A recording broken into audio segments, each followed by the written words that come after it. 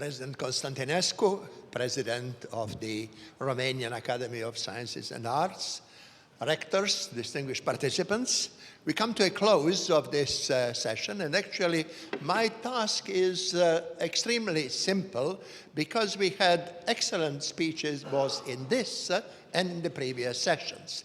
So rather than giving any talk, what I will do is I will just make comments on some of my illustrious predecessors have said.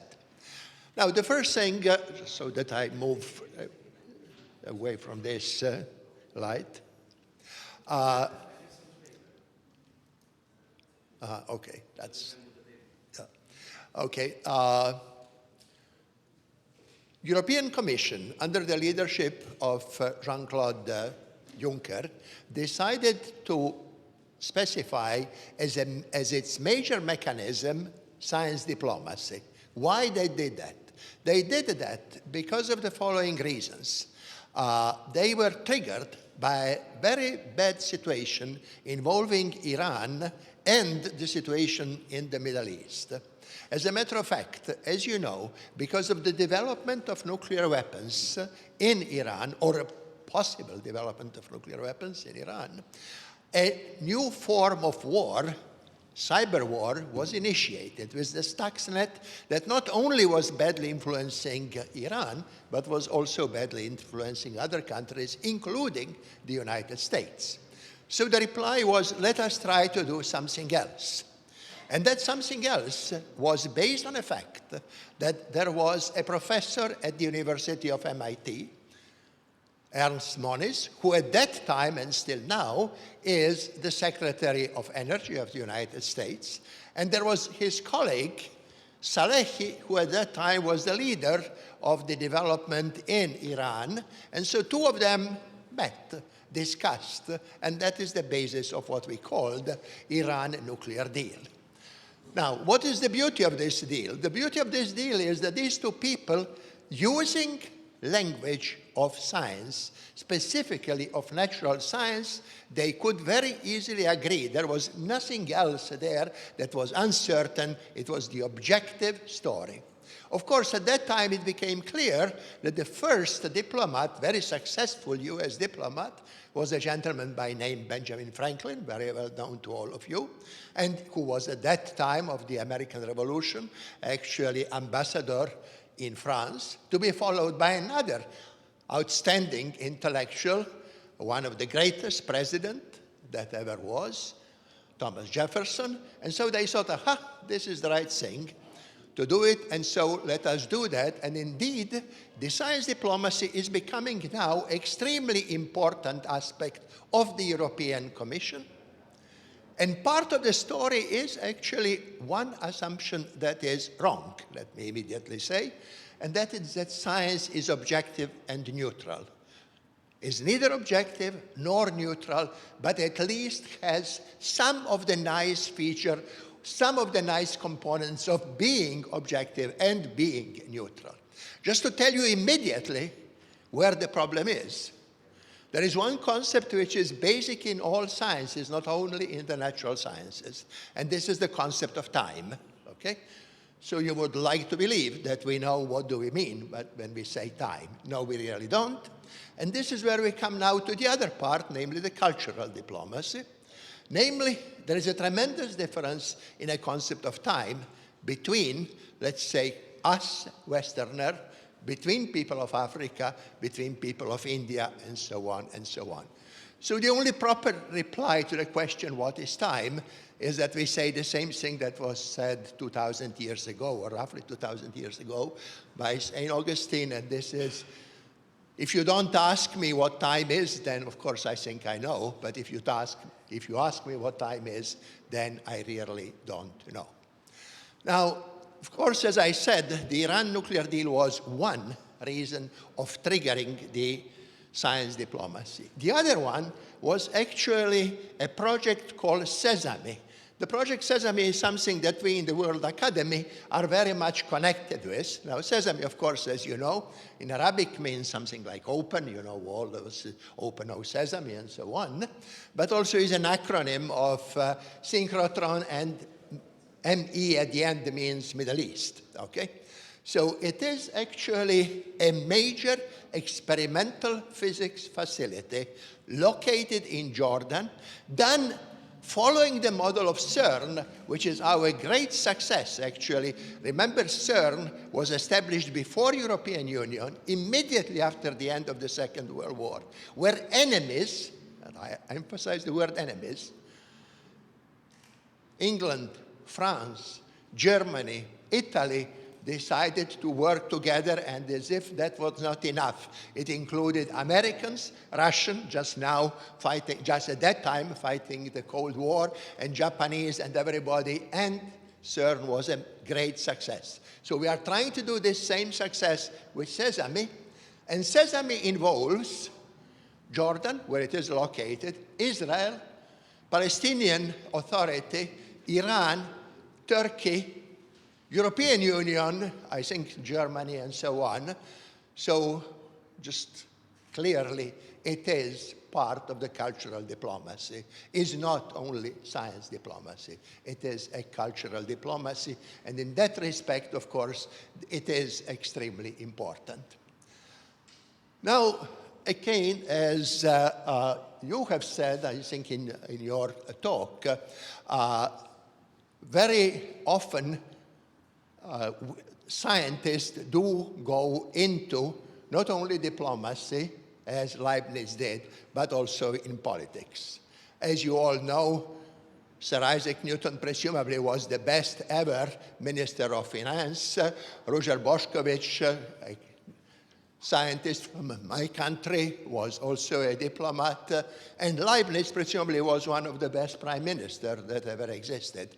So yes, we do drift into that part, presumably reflecting the famous saying of Aristotle, which most of us still don't understand what he really meant by that.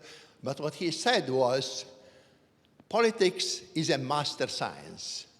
Now, of course, we all try to use politics in a very derogatory way, but when you look in this other way, yes, it is a master science.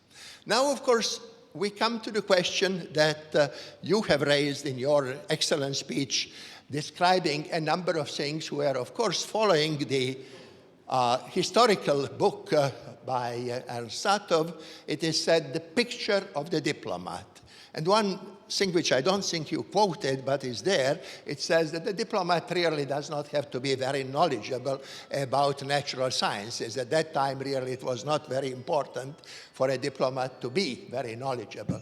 Now the situation is really totally different, because there was a book published just before, author is a gentleman by name Miller, before, I think, or at the time when President Obama was elected, and it says, physics that the President of the United States should know. And just to introduce myself, I'm a professor of physics. I would be glad if my students at the university would know that much as Miller believes that the President of the United States should know about physics. So yes, indeed, they have to know. The reason is very simple, that no matter whatever the advice they get, science is developing at such an enormous rate that they have to know the basic thing which is happening.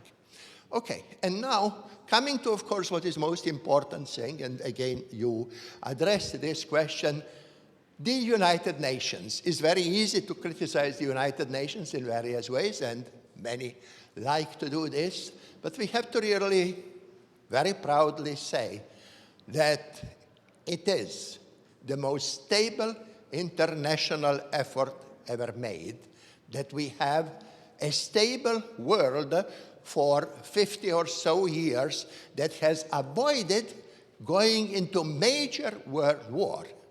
When you remember, and the title of the book published at that time called Sleepwalkers, it actually describes how sleepwalking, actually the 3 or 4 cousins went into a First World War. The 3 cousins were the Emperor of Russia, the Emperor of England, and Kaiser, I think, were the 3 who really sleepwalked into the war without realizing actually what it is. United Nations now is a stable configuration that at least has avoided a major world confrontation. It has produced now a remarkable document entitled Transforming Our World, Agenda 2030. And this really is a very revolutionary document, not really properly emphasized by all of the governments as much as it should be. It lists 17 goals and 179 targets, and of course it follows whatever it was, like the millennium and so on. And there, of course, and I will conclude with this, is the question why science is important. And a colleague of us, a member of the Club of Rome, Enrico Giovannini, who used to be a head statistician of OECD and Minister of Labor of Italy, is actually the author of the major document prepared for the European Commission entitled Science and Technology and Innovation for Sustainable Development. Now, why do we need science, technology, and innovation for sustainable development? Two reasons. First reason is we really don't understand certain basic things. And we better admit that we don't understand them. One of the things that we lack is we have these 17 goals, we have 169 targets, and we imagine, okay, you are just like a runner running, having to achieve certain speed, or somebody playing a soccer game, and the rules are simple. You score one goal extra and you are a winner. Now, we don't have reliable indicators to measure what we are doing. So we better develop these indicators, and that is, of course, a scholarly scientific task. The other thing, of course, we know several economic systems that are a total failure. But we live in another economic system which is also a failure, and since it was very correctly pointed out that one pope visited the country while Emil was the president, his successor, who actually quotes John Paul II extensively and quotes extensively, Benedict simply says, this economy kills. We have to develop new economy. We know that there are several other economies that are not bad. Obviously, nobody wants to return in socialism. Nobody wants to return in slavery or in feudalism. We have to get a new economy. Can we get a new economy? Yes, Gandhi clearly said there is enough for all of us, but not for our greed. So that is very important. And let me conclude. You gave me the excellent idea of quoting Lord Palmerston, one of my favorite prime minister of England, where he said, actually, we have only interest. We don't have enemies. We don't have friends. We have interest. Now, let me introduce you to one part of mathematics. It's called the game theory. In the game theory, as you all are familiar, there are three types of games. One game is a zero-sum game. You win, I lose, or I win and you lose. There are win-win games, and these are the best things of all. An example of a win-win game is friendship, is marriage, is successful cooperation, whatever. And then there are lose-lose games where we like to play stupidities, like when we go to war.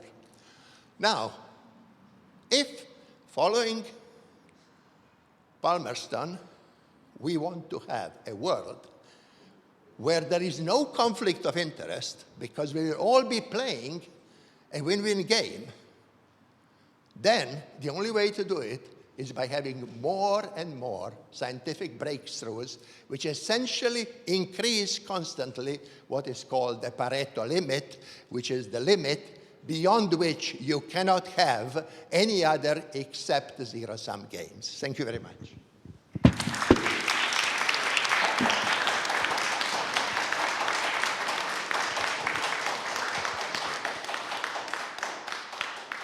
I would like to thank all speakers and you for attending this session.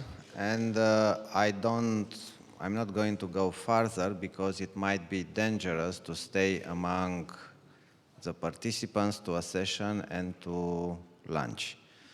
So thank you very much for attending this session.